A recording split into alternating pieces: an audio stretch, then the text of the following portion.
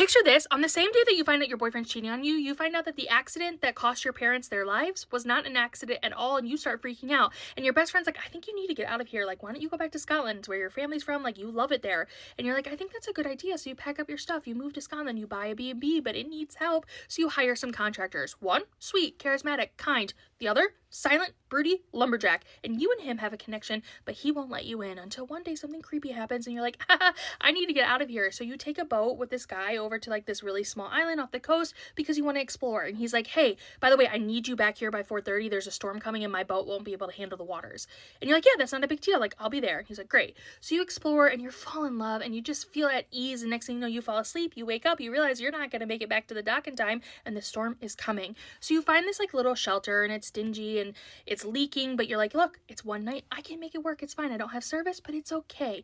Until the middle of the night when you hear a loud bang outside your shelter, the door flies open and who's standing there? Just the broody contractor. And you're like, I'm sorry, what are you doing here? And he's like, I took my boat over to find you. And you're like, I'm sorry, in this storm? Have you lost your mind? And he's like, apparently. And he comes closer and he looks you all over. He's like, you're safe? You're all right?